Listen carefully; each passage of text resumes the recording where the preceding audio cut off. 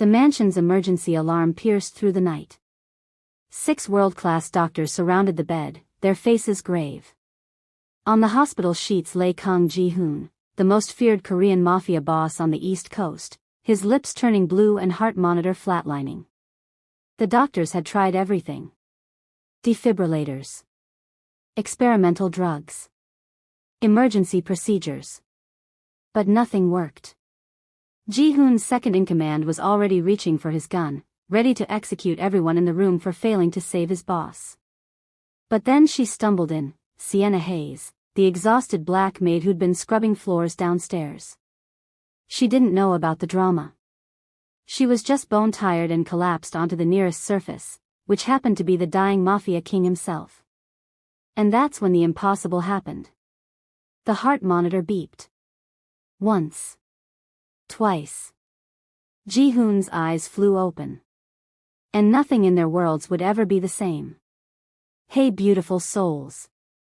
If you love forbidden romance, dangerous men with soft spots, and strong women who don't back down, you're in the right place. Smash that like button, subscribe, and hit the notification bell because this story is about to take you on an emotional roller coaster you'll never forget. Drop a comment telling me, Team Forbidden Love or Team Runaway? Now let's get into this story. Sienna Hayes had exactly $104 to her name when she took the job at the Westwood estate. The employment agency hadn't mentioned who owned the sprawling mansion in the hills overlooking the Hudson River. They'd simply said the pay was $800 a week, cash, no questions asked. For a woman sleeping in her 10-year-old Honda Civic and rationing dollar menu burgers, it was a miracle she couldn't afford to question. She should have known something was wrong when the agency made her sign a 12-page NDA. The mansion was the kind of place she'd only seen in movies, all marble floors, crystal chandeliers, and artwork. But Sienna wasn't there to admire the scenery. She was there to work, and the head housekeeper, Mrs. Pak, made sure she understood that from minute one. You clean the east wing, second and third floors, the elderly Korean woman had said in heavily accented English, her eyes sharp despite her age. You see nothing. You hear nothing. You speak to no one. Especially not Mr. Kong. You understand? Sienna had nodded, too tired and hungry to care about cryptic warnings. That was 3 weeks ago. In those 3 weeks, she'd learned a few things. 1. The Westwood estate wasn't just a mansion. It was a fortress. Armed men in expensive suits patrolled the grounds 24/7. 2. The other staff members, all Korean, avoided her like she carried the plague. They spoke in rapid Korean around her, fell silent when she entered rooms. 3. Kang Ji-hoon, the man who owned all of this, was someone even hardened criminals whispered about with fear. And 4. She was pregnant. Sienna had taken the test in the mansion's staff bathroom on her second week, watching the 2 pink lines appear with a mixture of terror and resignation. The father, her ex-boyfriend Derek, had kicked her out when she'd refused to help him sell drugs to her college classmates. She dropped out of nursing school, lost her apartment, and now carried a baby she had no idea how to provide for. But she was a fighter. Always had been. Her grandmother, God rest her soul, had raised her to be strong. Baby girl, she'd say, the world's gonna try to break you 1,000 different ways. But you're a Hayes woman. We don't break. We bend, we adapt, and we survive. So Sienna worked. She scrubbed floors until her knees ached. She cleaned bathrooms, dusted priceless vases, and changed silk sheets on beds she'd never be allowed to sleep in. She avoided the mysterious Mr. Kong and his dangerous-looking associates. She saved every penny, planning her escape to somewhere safe before her pregnancy started showing. Everything was going according to plan. Until the night everything went wrong. It was 2:47 a.m. when the alarm started blaring. Sienna jerked awake in her small room in the staff quarters, heart pounding. Shouts echoed through the mansion, Korean words she didn't understand, but the panic in them was universal. She should have stayed in her room. Should have locked the door and hidden until morning. But old instincts died hard. She'd been pre-med before Derek had derailed her life. She'd volunteered at emergency rooms, done crisis response training. When she heard someone screaming, "Doctor! Doctor!" she moved. The third-floor master wing was chaos. Men in suits crowded the hallway, some shouting into phones, others checking weapons. Mrs. Pack was crying, being held back by 2 guards. And through the open double doors of the master bedroom, Sienna saw them, 6 people in white coats surrounding a massive 4-poster bed. No one stopped her as she slipped inside. They were too focused on the man on the bed. Kang Ji-hoon. Sienna had never seen him up close before. She'd caught glimpses, a tall figure in expensive suits, dark hair, sharp features that could have belonged to a model if not for the coldness in his eyes. The whispered conversations among the staff painted him as a monster. A king of the underground who'd built an empire on fear and blood. But the man on the bed didn't look like a monster. He looked like he was dying. His face was pale, almost gray. Sweat soaked through his black silk shirt. Monitors beeped frantically around him while the doctors worked with desperate efficiency. His heart rate is dropping. Blood pressure's crashing. We're losing him. Sienna watched, frozen, as they used a defibrillator. Once. Twice. The man's body jerked with each shock, but the monitors showed what her trained eye already knew: it wasn't working. Again, one doctor shouted. "We've hit the maximum safe dosage." "I don't care. Do it again." The smell of burning flesh filled the room as they shocked him a 3rd time. 4th. 5th. The heart monitor's beep became a single, sustained tone. Flatline. No. A man pushed through the crowd, young, Korean, with a scar running down his left cheek. He grabbed one of the doctors by the collar. "You fix him. You fix him now or I kill everyone in this room." The doctor, an older white man with trembling hands, shook his head. "I'm sorry. I'm so sorry. There's nothing more we can." The sound of a gun cocking silenced everyone. Sienna's survival instincts finally kicked in. She needed to leave. Now.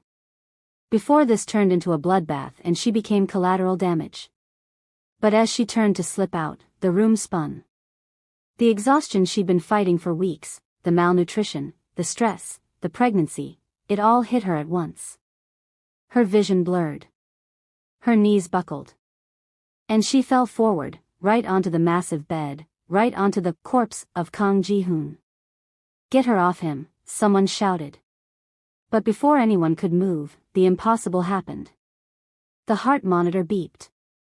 Everyone froze. It beeped again. And again. A steady rhythm that grew stronger with each passing second.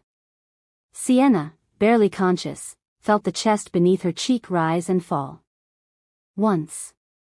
Twice. A heartbeat thundered under her ear, strong, powerful, alive. "What the hell?" one of the doctors whispered. The man beneath her, Ji-hoon, drew in a long, shuddering breath. His eyes opened, unfocused at first, then sharpening with predatory awareness. And then those eyes, dark, intense, terrifying, locked onto Sienna's face, inches from his own. For a moment, the entire room held its breath. Then Ji-hoon spoke, his voice rough and deep, in perfect English. "Who the hell are you?" They pulled her off him immediately. Sienna stumbled backward, caught by rough hands that shoved her toward the wall. Her head was still spinning, her body screaming for rest, but adrenaline kept her upright. Kang Ji-hoon sat up slowly, looking like a man who'd just returned from the dead, which, technically, he had. The doctors swarmed him immediately, checking vitals, shining lights in his eyes, asking questions in a mixture of Korean and English.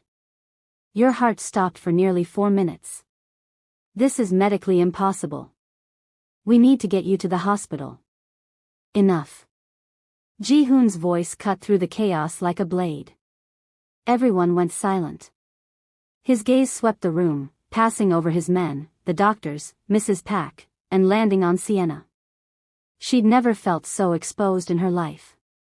He was beautiful in a dangerous way, sharp jawline, high cheekbones, eyes that seemed to see straight through her. Even sitting on a bed after nearly dying, he radiated power. Authority. Danger.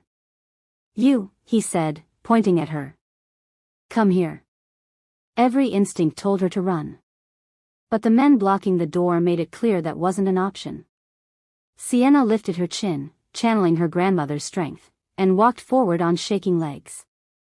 Ji-hoon studied her with unsettling intensity. What's your name? Sienna Hayes. Her voice came out steadier than she felt. I'm one of the housekeepers. What were you doing in my room? I heard the alarm. I thought, she hesitated. I have medical training. I thought I could help. One of his men, the scarred one who'd threatened the doctors, scoffed. A maid with medical training? You expect us to believe. Ji-hoon raised a hand, silencing him. You fell on me. It wasn't a question, but Sienna nodded anyway. I'm sorry. I was exhausted and I collapsed. I didn't mean to. Do it again. Sienna blinked. What? You heard me. Ji-hoon leaned back against the headboard, his expression unreadable. Whatever you did, do it again. I didn't do anything. My heart had stopped. His voice was matter-of-fact, like he was discussing the weather. These 6 doctors, who are the best money can buy, couldn't restart it. Then you fell on me, and it started. So either you have some medical miracle in your pocket, or something about your physical contact with me caused the reaction. The lead doctor, still pale, stepped forward. Mr. Kong, this is highly irregular. We should run tests, understand what? Test your theory after she does it again. Ji-hoon's eyes never left Sienna's. Come here. This was insane. Impossible. Hearts didn't just restart because someone touched you. That wasn't how biology worked. But Sienna had seen the flatline. Had felt his chest go still. Had felt it start again when she'd collapsed on him. With the whole room watching, she approached the bed. How do you want me to? However you were before. Heat crept up Sienna's neck. Before, she'd been unconscious, sprawled across him like he was a body pillow. The memory made her stomach flip. Carefully, awkwardly aware of every eye on her, she climbed onto the massive bed. Ji-hoon lay back down, his expression neutral, waiting. Sienna positioned herself beside him, then slowly, feeling more vulnerable than she'd ever felt, rested her head on his chest. His heartbeat was strong under her ear. Steady. Normal. Well, the scarred man demanded. His vitals are stable, one of the doctors reported, watching the monitors. Ji-hoon's voice rumbled in his chest, vibrating against Sienna's cheek. Move away. She scrambled off him, putting several feet of distance between them. For about 30 seconds, nothing happened. Then Ji-hoon's hand went to his chest. His breathing became labored. Heart rate dropping, a doctor called out. Blood pressure falling. Back. Now. Ji-hoon's command was directed at Sienna. She didn't move. This was crazy. This was impossible. Now. The urgency in his voice spurred her forward. She threw herself back onto the bed, pressing against his side, her hand landing on his chest. The change was immediate. His breathing evened out. Color returned to his face. The frantic beeping of the monitors returned to a steady rhythm. Extraordinary, one of the doctors whispered. Sienna felt Ji-hoon's hand come up to rest on her back, holding her in place. His voice was quiet, meant only for her. It seems, Miss Hayes, that you and I have a problem. Wait. Are you breathing right now? Because I'm not. Drop a comment telling me what you think is happening. Is it magic? Fate? Some kind of medical miracle? And if you're loving this story, share it with your friends who love romance with a dangerous twist. Okay, let's see what happens next because things are about to get intense. They ran tests for 3 hours. Blood draws. Heart monitors. CT scans. Every time they separated Sienna from Ji-hoon for more than a few minutes, his heart would start to fail. And every time they brought her back into physical contact with him, it would stabilize. By dawn, the doctors had no explanation. It's like nothing I've ever seen, the lead doctor, Dr. Morrison, told Ji-hoon in the mansion study. Sienna sat in a chair in the corner, exhausted, confused, and increasingly terrified about what this meant for her future. There's no scientific basis for this, Dr. Morrison continued. No precedent in medical literature. The closest comparison would be cases where emotional support animals help regulate heart patients, but that's psychological, not. He gestured helplessly. Whatever this is, it's beyond my expertise. Ji-hoon sat behind his massive desk, looking like death hadn't even slowed him down. He'd changed into a fresh suit, all black, expensive, tailored perfectly to his broad shoulders. His dark hair was slicked back, and in the morning light, Sienna could see he was younger than she'd thought. Mid-30s, maybe. Best guess, Ji-hoon said. Dr. Morrison hesitated. Some kind of bioelectric compatibility? The human body generates electrical fields. Hearts run on electrical impulses. Perhaps Miss Hayes's field somehow synchronizes with yours, stabilizes it. But I've never heard of such a strong effect, and I can't explain why it would happen suddenly, or why it's specific to her. How long can I be separated from her? The question made Sienna's blood run cold. Based on our tests, maybe 5 to 10 minutes before symptoms start. 20 minutes maximum before it becomes life-threatening. Silence filled the study. Sienna found her voice. This is temporary, right? Whatever this is, it'll go away? Dr. Morrison looked at her with pity. I have no idea. Then we find someone who does, Ji-hoon said. Dr. Morrison, I want specialists. Whatever this costs, whatever strings need to be pulled, I want answers. Of course, Mr. Kong. After the doctor left, Sienna and Ji-hoon sat in silence. The enormity of the situation was crushing. She was tied to this man, this dangerous, criminal man, by some inexplicable biological leash. I need to leave, she said quietly. I have a life, I can't just. What life? Ji-hoon's question was blunt, not cruel, but it still stung. That's none of your business. You're living in my staff quarters. Working for cash under the table. You have no family, no emergency contact listed in your employment file. He leaned forward. You're running from something. Or someone. Sienna's jaw tightened. Still none of your business. It is now. He stood, walking around the desk to stand in front of her. Up close, he was even more imposing, 6 feet of controlled power. Like it or not, Miss Hayes, your body is the only thing keeping me alive. That makes you the most important person in my world right now. So either you tell me your situation, or I have my people investigate. Your choice. She wanted to tell him to go to hell. Wanted to walk out and never look back. But she'd seen the guns. The guards. The way everyone in this house jumped when he spoke. And beneath her fear, there was something else. A strange, unwanted awareness of the man in front of her. The way he looked at her, not with the dismissive glance she was used to from wealthy men, but with focus. Like she mattered. It had been a long time since anyone had looked at her like she mattered. I'm pregnant, she said. Whatever Ji-hoon had expected, it wasn't that. His expression flickered, surprise, calculation, something else she couldn't read. The father? Gone. He kicked me out when I wouldn't help him deal drugs. The words tasted bitter. I lost my apartment, dropped out of nursing school.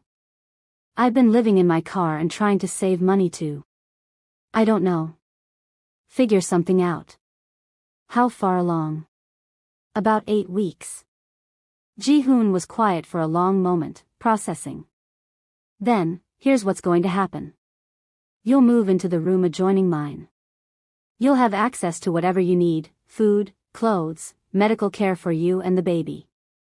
In exchange, you stay close enough to keep me alive while my people figure out what's causing this. I'm not a prisoner. No, he agreed. You're an employee. A very well-paid one. I'll give you $10,000 a week for your cooperation. Sienna's breath caught. $10,000 a week. That was more money than she'd ever imagined. Enough to save for the baby. Enough to start over when this was done. But nothing came free, especially not from men like Kang Ji-hoon. And if I say no? His smile was sharp. Then you're condemning me to death. And my people are very loyal. They won't let me die, Miss Hayes. Which means one way or another, you're staying. I'm just offering to make it comfortable for you. It wasn't a choice. Not really. But at least it was a well-paid prison. Fine, she said. But I want it in writing. The money, the medical care, and a guarantee that I can leave once you find a cure for whatever this is. Done. Ji-hoon extended his hand. Sienna stared at it, strong, calloused, with scars on the knuckles that spoke of violence. The hand of a man who'd built an empire on blood. She shook it anyway. His grip was warm, firm, and sent an unexpected jolt through her system. From the way his eyes widened slightly, he felt it too. Welcome to the Westwood estate, Miss Hayes, he said quietly. Something tells me our lives just got very complicated. The room adjoining Ji-hoon's master suite was bigger than any apartment Sienna had ever lived in. A four-poster bed with silk sheets. A marble bathroom with a soaking tub. A walk-in closet that had been filled, overnight, with clothes in her exact size. Designer labels she'd only seen in magazines. How did you? She started to ask Mrs. Pak, who was helping her settle in.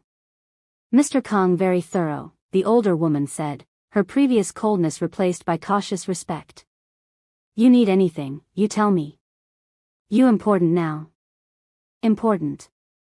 Because a dying man needed her to stay alive. The connecting door between her room and Ji-hoon stayed open. Always.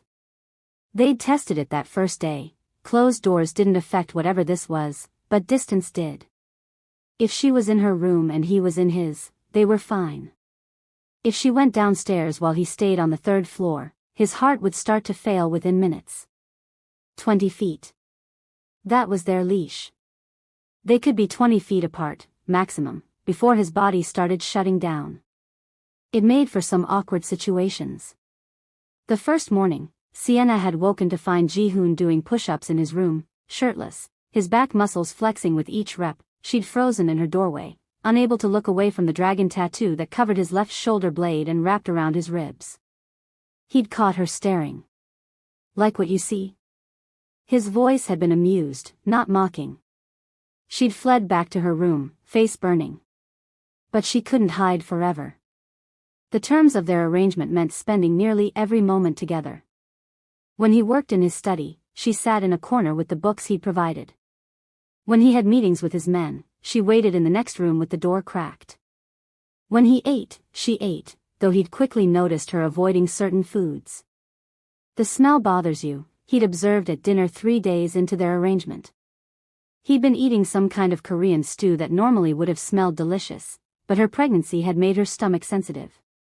It's fine, she'd lied. The next meal, the stew was gone, replaced by bland foods that didn't trigger her nausea. She hadn't asked him to do that. He did it anyway. It was these small things that confused her. The man was supposed to be a monster. She'd heard the whispered stories from the staff, had seen the dangerous men who came for meetings, had noticed how people looked at him with fear. But with her, he was careful. He made sure she ate enough. Insisted she see the doctor weekly for prenatal checkups. Got her prenatal vitamins, the expensive kind.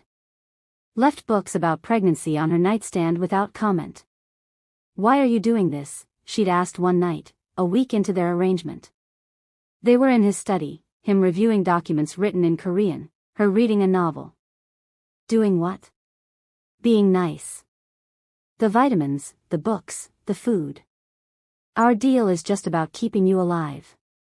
You don't have to do all this extra stuff.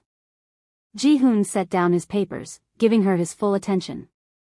You're carrying a child while tethered to a stranger in a world you don't understand. The least I can do is make sure you're both healthy.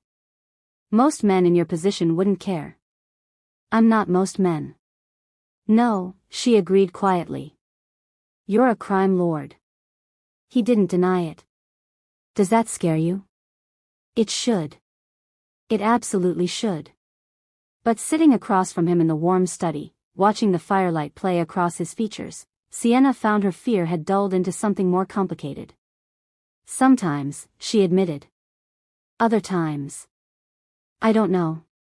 I won't lie to you about what I am, Sienna. It was the first time he'd used her first name. My business isn't legal. I've hurt people. Made decisions most would consider evil. But I have rules. I don't harm innocents.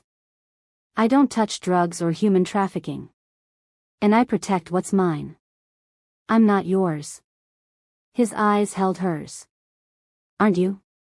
The question hung between them, loaded with implications neither was ready to address. Sienna looked away first. This is temporary. Once your doctors figure out what's wrong. And if they don't? They will. But another week passed. Then two specialists flew in from around the world, cardiologists, neurologists, researchers in bioelectric fields. They ran every test imaginable. Found nothing. Whatever bound Sienna to Ji-hoon, it was beyond current medical understanding. And the longer they spent together, the stronger it seemed to get. By the third week, they developed a rhythm.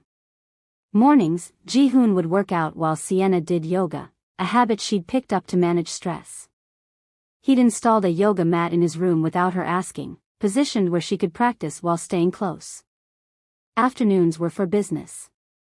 She'd sit in on his meetings now. He'd long since stopped trying to hide that part of his life from her. She heard things that would probably get her killed if she ever repeated them. Learned that his organization controlled most of the East Coast's underground economy.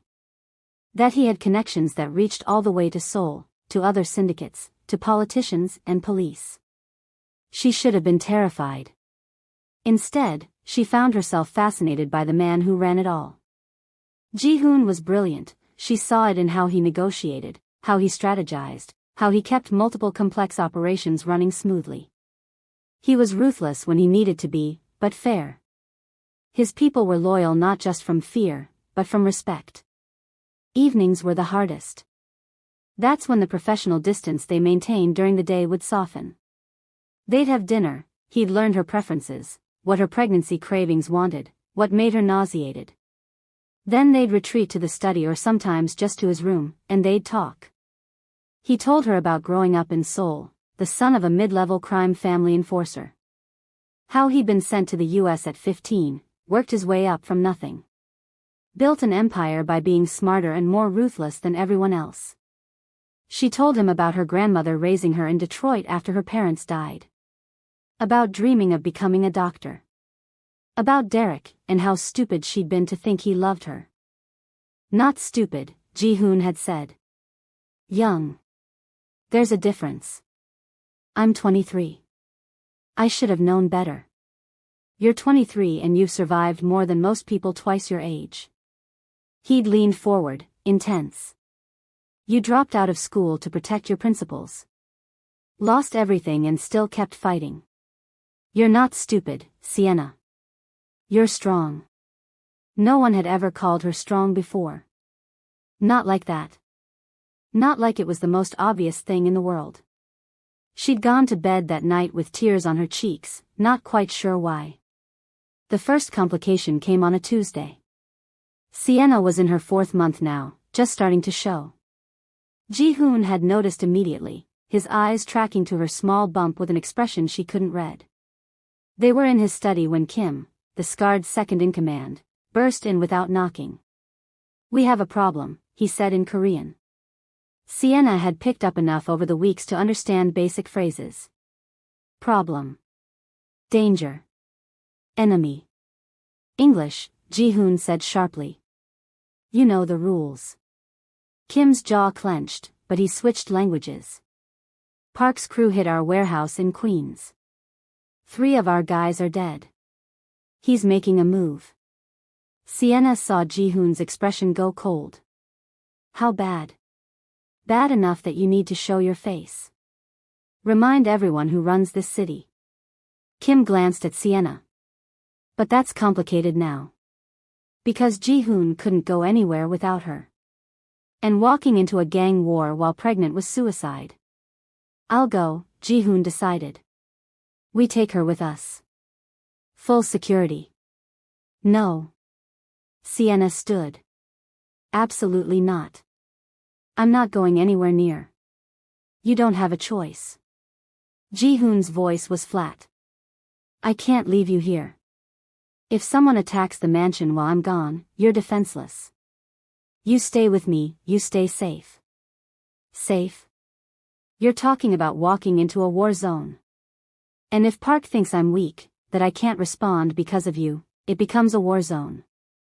Every rival I have will see an opportunity. He stood, moving to her, his hands gentle on her shoulders despite the hardness in his voice. I know you're scared. But I promise you, I will protect you. Both of you. Trust me. She wanted to refuse. Wanted to scream that this wasn't what she signed up for. But looking into his eyes, she saw the truth. He was right. In his world, showing weakness meant death. And like it or not, she was part of his world now. Fine, she whispered. But if anything happens to my baby. It won't. The conviction in his voice was absolute. An hour later, Sienna found herself in a bulletproof SUV, sandwiched between Ji-hoon and Kim, heading into Queens. She wore a Kevlar vest that Ji-hoon had personally fitted, one designed for pregnant women, acquired in the hour since he'd made the decision to bring her. How he'd gotten it so fast, she didn't want to know. The warehouse district was exactly as terrifying as she'd imagined. Burned-out buildings, men with guns, the smell of smoke and blood in the air. Ji-hoon's crew had secured a perimeter. In the center stood a group of Korean men she didn't recognize, Park's people, she assumed. And in the middle of it all, an older man with silver hair and a smile that made Sienna's skin crawl. Kang Ji-hoon, the man, Park, called out. I heard you were sick. Heart problems, they say. How unfortunate. Ji-hoon stepped out of the SUV, and Sienna was pulled along by Kim's firm grip. They stayed close, within the 20-foot boundary, but tried to keep her partially hidden behind the vehicle. I'm feeling much better, Ji-hoon replied, his voice carrying across the space. Well enough to discuss why you thought attacking my operations was a good idea. Just testing the waters. Park's eyes found Sienna, narrowing. I see the rumors are true. You're keeping a pet. A pregnant one, at that. How, domestic. The insult in his tone made several of Ji-hoon's men reach for their guns. Ji-hoon raised a hand, stopping them. My personal life is none of your concern. My territory, however, is. You crossed a line tonight, Park. The question is whether you're smart enough to step back before I respond. You? Respond? Park laughed. You can't even take a piss without your little nurse nearby. You're weak, Ji-hoon. And weak men don't keep empires. The silence that followed was deafening. Then Ji-hoon smiled. It was the most terrifying expression Sienna had ever seen. Kim, he said quietly. The building on the left. How many of Park's men inside? Thermal imaging shows 6. And the right? 4. Take them out. All of them. Make sure Park watches. What happened next was brutal. Efficient. Terrifying. Ji-hoon's men moved like a military unit. Within 3 minutes, gunfire erupted and then stopped. Kim spoke into his radio, then nodded to Ji-hoon. Done. Park's confident smile had vanished. Ji-hoon walked forward, closing the distance between them. You mistook caution for weakness. I keep Mississippi Hayes close because she's valuable to me. But don't confuse that with being unable to do my job. He stopped inches from Park's face. You killed 3 of my people. I just killed 10 of yours. We can keep going until you have no one left, or you can accept that this city is mine and get back in line. Choose. Park's jaw worked. Finally, it won't happen again. No. It won't. Ji-hoon turned his back on him, the ultimate show of dominance, and walked back to the SUV. To Sienna. His hand found hers, squeezing gently. Let's go home. In the SUV, Sienna's hands shook with adrenaline. She'd just watched men die. Watched Ji-hoon order their deaths without hesitation. This was his world. This was who he really was. But when he pulled her close, murmuring apologies for exposing her to that, checking her over for injuries she didn't have, making sure the baby was okay, she saw the other side of him too. The man who protected what was his with absolute ruthlessness. And somewhere along the way, she'd become his to protect. God help her. After the Queen's incident, something changed between them. Ji-hoon became more protective, almost possessively so. He increased security around her, had Kim personally vet every doctor and staff member who came near her, started insisting she stay in his room at night rather than her own. It's safer, he'd said. If someone attacks in the night, I need you close. It was a thin excuse, there were armed guards everywhere, but Sienna didn't argue. Because she didn't want to. The truth, the terrible truth she'd been avoiding for weeks, was that she'd started to feel safe with Ji-hoon. More than safe.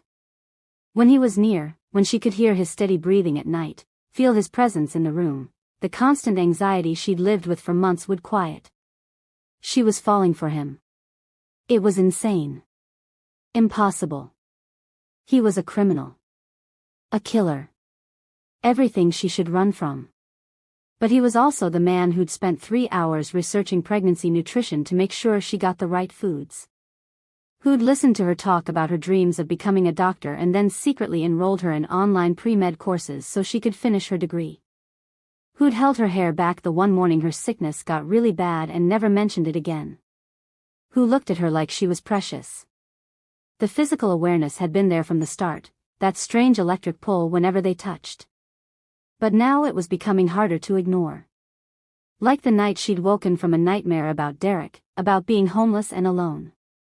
She'd been crying before she fully woke, and suddenly Ji-hoon was there, pulling her into his arms. You're safe, he'd murmured into her hair. I've got you. You're safe. She'd buried her face in his chest, breathing in his scent, expensive cologne and something uniquely him. His hand had stroked her back in soothing circles, and she'd felt her racing heart slow to match his steady rhythm. When she'd finally pulled back, their faces had been inches apart. She'd seen the exact moment his control had cracked, the way his eyes had dropped to her lips, darkened with want. His hand had come up to cup her face, thumb brushing her cheek. Sienna, he'd whispered, and her name had never sounded like that before. Like a prayer. Like a promise. She'd leaned in. So had he. Their lips had almost touched. And then he'd pulled back. No, he'd said roughly. Not like this. You're emotional, you're vulnerable. I won't take advantage. What if I want you to? Then tell me again in the morning. When you're thinking clearly. He'd forced himself to move away, putting distance between them. Sleep, Sienna. We'll talk tomorrow. But tomorrow had come and gone, and neither of them had mentioned it. The tension, though, that had only grown. She'd catch him watching her with hunger in his eyes. She'd find excuses to touch him, a hand on his arm, sitting closer than necessary. The air between them crackled with unspoken desire. It couldn't last. The breaking point came on a Friday night, 5 months into their arrangement. Sienna was in her second trimester now, the pregnancy undeniable. But she'd never felt more beautiful, because Ji-hoon looked at her like she was a goddess. They'd had dinner, he'd cooked, something he did sometimes, Korean dishes he'd modified to suit her preferences. Afterward, they'd ended up on the couch in his room, watching a movie. Or pretending to watch. Really, they were hyper-aware of each inch of space between them. Sienna, Ji-hoon said suddenly. We need to talk about this. About what? Don't. His voice was strained. Don't pretend you don't feel it. This thing between us, it's getting harder to ignore. Her heart hammered. Maybe we shouldn't ignore it. He turned to face her fully. You understand what you're saying? What it would mean? I understand that I feel safer with you than I've ever felt with anyone. That you've shown me more kindness in 5 months than most people have in my entire life. That when I think about the future, about raising this baby, I can't imagine doing it without you. She took a shaky breath. I understand that I'm falling in love with you, and it terrifies me, but I can't seem to stop. Ji-hoon's control shattered. He pulled her to him, careful of her belly, and kissed her like a man drowning and she was air. Sienna melted into him, her hands fisting in his shirt, kissing him back with all the pent-up longing of the past months. I love you, he breathed against her lips. God help me, I love you. From the moment you fell onto my bed and brought me back to life, you've been mine. My miracle. My salvation. Then have me, she whispered. I'm yours. I've been yours. What followed was tender and passionate and perfect. Ji-hoon worshipped her body like she was sacred, careful of her pregnancy, attentive to every sound she made. And when they finally came together, Sienna felt something she'd never experienced before. Complete. Whole. Like two pieces of a puzzle that had finally found each other. Afterward, lying in his arms, his hands splayed protectively over her baby bump, Sienna knew there was no going back. She'd fallen in love with the Mafia king. And he'd fallen just as hard for her. For 3 weeks, they existed in a bubble of happiness. Ji-hoon was attentive, loving, protective to the point of being overbearing. He'd hold her every night, talk to her growing belly, make plans for the future like it was certain they'd have one. Sienna had never been so happy. She should have known it couldn't last. The threat came in the form of a phone call. Ji-hoon had been in a meeting, Sienna in the adjacent room as always, when his phone rang. The look on his face when he'd answered had made her blood run cold. He'd spoken in rapid Korean, his voice tight with an emotion she'd never heard from him before. Fear. When he'd hung up, he'd immediately ordered Kim to triple security, lock down the mansion, move Sienna to the panic room. What's happening? She demanded as he'd rushed her through the halls. My enemies know about you. About how important you are to me. His jaw was clenched. There's a price on your head. $5 million to whoever brings you to them. The panic room was a reinforced bunker beneath the mansion. Ji-hoon had sealed them inside with Kim and 4 other guards. They're coming, Kim reported, monitoring security feeds. 20 men. Maybe more. Well armed. How long can we hold? Ji-hoon asked. Against 20? Maybe an hour before they breach. Ji-hoon pulled Sienna close. I've called for reinforcements. They'll be here in 40 minutes. We just have to last until then. But Sienna saw the worry in his eyes. 40 minutes was a long time in a firefight. The first explosion rocked the mansion 10 minutes later. Sienna clutched Ji-hoon's hand, her other hand protectively over her belly. The baby, their baby, because somewhere along the way she'd started thinking of it as theirs, kicked frantically, responding to her fear. It's okay, Ji-hoon murmured, holding her. I won't let anything happen to you. Either of you. The gunfire started.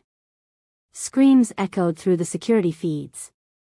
Ji-hoon's men were dying protecting them.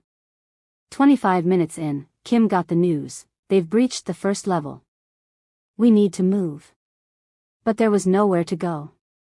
The panic room had one exit, and it led into a hallway that was surely compromised. There's another way, Ji-hoon said suddenly. He moved to the back wall, pressed a hidden panel. A passage opened, dark, narrow, leading into tunnels beneath the estate. It leads to the East Gardens, he explained. We can escape, get to the backup vehicles. You can't run, Kim interrupted.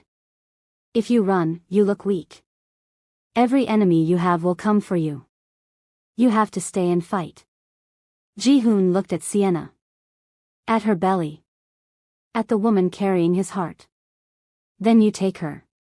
Get her out. Keep her safe. No. Sienna grabbed his arm. If we separate, your heart. I'll risk it. Your life, the baby's life, that's more important. You'll die. Better me than you. His voice broke. Don't you understand? You and that baby, you're everything. You're the only good thing I've ever had in my blood-soaked life. I won't watch you die because of me. Tears streamed down Sienna's face. And I won't watch you die for me.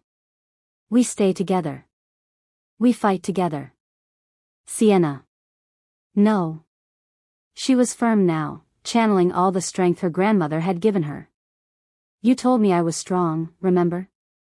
Let me be strong now. We face this together, or not at all. Ji-hoon stared at her for a long moment. Then he pulled her into a fierce kiss. Together, he agreed. Always. They emerged from the tunnel into chaos. The East Garden was a battlefield. Ji-hoon's reinforcements had arrived early, thank God, and were engaged with the attackers. Bullets flew, men screamed, blood soaked the pristine grass. Ji-hoon pulled Sienna behind cover, shielding her body with his own. Kim and the guards formed a protective circle. We need to get to the vehicles. Kim shouted over the gunfire. They moved as a unit, fighting their way through the chaos. Sienna stayed low, heart pounding, praying for her baby's safety. They were 10 feet from the armored SUV when she saw him. Derek. Her ex-boyfriend, the one who'd kicked her out, stood among the attackers with a gun in his hand. He saw her at the same moment. Saw her belly. Saw Ji-hoon protecting her. His face twisted with rage. You fucking bitch, he screamed. You left me for him? You're carrying his baby? Everything happened in slow motion. Derek raised his gun. Aimed at Sienna. Ji-hoon saw it. Moved without hesitation, throwing himself in front of her. The shot rang out. Ji-hoon grunted, stumbled. Blood bloomed across his white shirt. No. Sienna's scream was primal. Kim shot Derek, 3 bullets to the chest, dropping him instantly. The other guards intensified their assault, driving back the attackers. But Sienna only had eyes for Ji-hoon. He'd collapsed against the SUV, hand pressed to his chest. Not where the bullet had hit, lower, his heart. No, no, no, Sienna sobbed, dropping beside him. Stay with me. Please stay with me. Can't, his breathing was labored. Separated too long. Hearts failing. Because he'd thrown himself away from her to take the bullet. Sienna pressed herself against him, her hands on his chest, willing whatever mysterious force connected them to work. Come back, she begged. Please, Ji-hoon, come back to me. I love you. Do you hear me? I love you. You can't leave me. You can't leave us. His heart monitor, always on him now, showed an erratic rhythm. Fading. I love you, she kept saying, like a prayer, like a spell. I love you, I love you, I love you. The world around them was still chaos, but in their bubble, there was only them. His hand came up to touch her face. Love, you, both. His eyes closed. The monitor flatlined. No. Sienna screamed. Come back. You promised. You promised you'd protect us. You can't do that if you're dead. Come back. She pressed her entire body against him, heedless of the blood, the bullet wound, everything. Her hands over his heart, her forehead against his, her love pouring out of her in waves. "Please," she whispered. "Please. I need you. We need you. Come back to me, my love. Come back." For a terrible moment, nothing happened. Then. A beat. Weak, but there. Another. Stronger. Ji-hoon's eyes fluttered open, unfocused, pained, but alive. "Sienna. I'm here." She was laughing and crying at the same time. "I'm here. I've got you. You're not allowed to die on me, you understand? You're not allowed. Wouldn't dream of it." Kim was there suddenly, helping them into the SUV. "We need to move. Now." The ride to the hospital was a blur. Sienna never left Ji-hoon's side, never stopped touching him, never stopped willing him to stay alive. The bullet had missed his vital organs, a miracle. But combined with the stress on his heart from separating from Sienna, it had nearly killed him. Nearly. But not quite. Because Sienna had brought him back. Again. 3 months later. Sienna sat in the hospital room, exhausted but glowing, holding a tiny bundle wrapped in soft blankets. Her daughter. Their daughter. She had Ji-hoon's dark hair and Sienna's warm brown skin, and she was absolutely perfect. Ji-hoon sat beside the bed, his arms still in a sling from the gunshot wound that was slowly healing. He stared at the baby with wonder, like he couldn't quite believe she was real. "She's beautiful," he whispered. "Like her mother." "She has your nose," Sienna said, smiling. "Poor thing. Hey." She nudged him gently. "I love your nose." He leaned over to kiss her, soft, sweet, full of love. The months since the attack had been transformative. Derek was dead. The enemies who'd targeted Sienna had been dealt with. Ji-hoon had made it clear to every criminal organization on the East Coast that Sienna and the baby were untouchable. Anyone who even thought about threatening them would face consequences that made death look merciful. No one had been stupid enough to test him. And the mysterious connection between them? Still unexplained. Still there. But they'd stopped fighting it. Dr. Morrison's best theory was that it was some kind of unprecedented bioelectric phenomenon, that Sienna's specific electrical signature synchronized with Ji-hoon's damaged heart in a way that kept it functioning. Why it had started that night, why it was so strong, why it was specific to her, those remained mysteries. Maybe it's fate, Sienna had suggested one night. Maybe it's magic, Ji-hoon had countered. Or maybe, she'd said, kissing him, it's just love. Whatever it was, they'd learned to live with it. Ji-hoon had restructured his entire operation to work remotely when needed, to minimize situations that required separation. Sienna had finished her online degree and was planning to start medical school next year. Ji-hoon had offered to fund it entirely, but she'd insisted on a payment plan, keeping her independence even as she'd given him her heart. They'd gotten married a month ago. A small ceremony, just Kim and Mrs. Pak as witnesses. Nothing fancy, Sienna in a simple white dress, Ji-hoon in a black suit, both of them barefoot on the beach at sunset. "I'm still a criminal," he'd told her before the ceremony. "That won't change. My world is still dangerous." "I know," she'd replied. "But it's our world now. And I'm not going anywhere."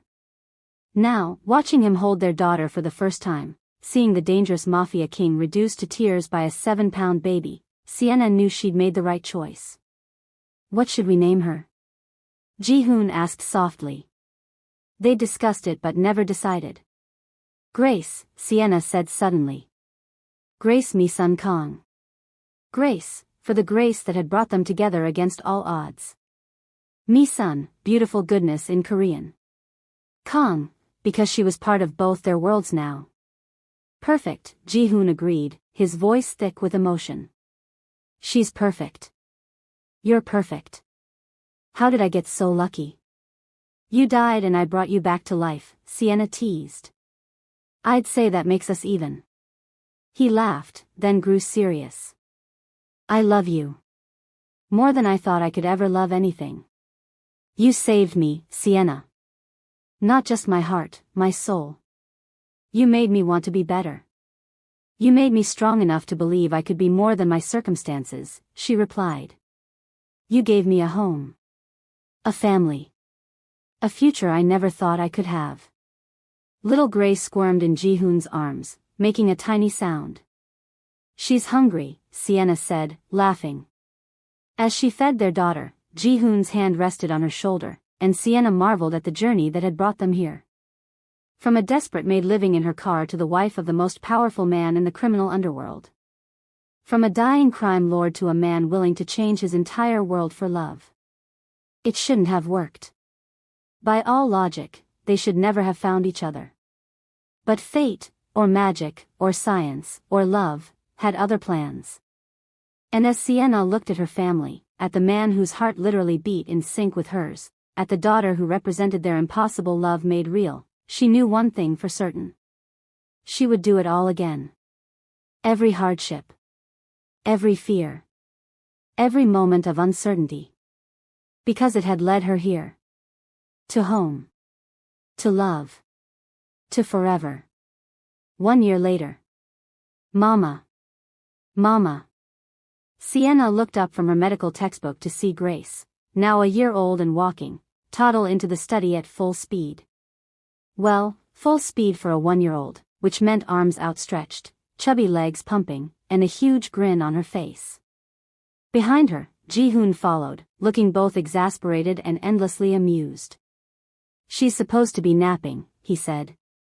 And yet, she has her father wrapped around her tiny finger, Sienna replied, scooping Grace up and covering her face with kisses.